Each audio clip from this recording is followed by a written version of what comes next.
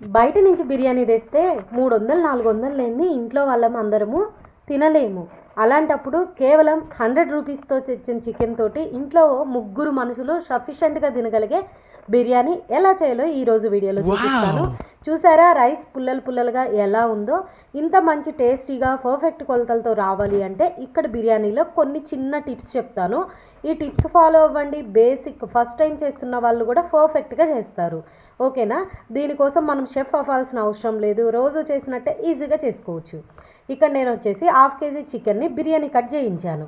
దాంట్లో వేయించిన ఆనియన్స్, పచ్చిమిర్చి ఒక 2, ఇంకా ఒక 1/2 టేబుల్ స్పూన్ పసుపు, ఒక 2 టేబుల్ స్పూన్ల ఉప్పు, 1 టేబుల్ స్పూన్ కారం పొడి, 1 టేబుల్ స్పూన్ అల్లం వెల్లుల్లి paste, 1 table spoon garam masala వేస్తున్నాను. ఇక్కడ ఒక చిన్న టిప్ ఏంటంటే గరం మసాలాల్లో దొరికిన బిర్యానీ మసాలాలన్నీ వేసి మిక్సీ చేయకుండా సింపుల్గా 1 స్పూన్ ధనియాలు, 2 లవంగాలు, ఒక చిన్న చెక్క ముక్క, ఇంకా కొంచెం ఇలాచీ వేసి ఒక 4 మిక్సీ పట్టి వేయండి. ఆ మసాలా టేస్ట్ బాగుంటుంది. ఓకేనా? అండ్ దాంట్లో కొత్తిమీర, పుదీనా వేసేసి ఒక సగం నిమ్మరసం పిండేసి బాగా కలపాలి. చూసారా వీడియోలో చూపించినట్టు ఒక 10 నిమిషాల వరకు మీరు చికెన్కి ఈ మిశ్రమం మొత్తాన్ని మ్యాగ్నేట్ చేయించాలండి.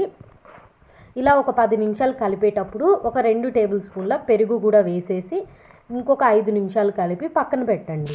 మీరు కలపడంలోనే మీ బిర్యానీ మసాలా రెడీ అనేది అవుతుంది. ఓకేనా? తర్వాత బాగా వేడిగా ఉన్న ఆయిల్ పోసేసి మూత పెట్టి ఒక 30 మినిట్స్ పక్కకు పెట్టండి.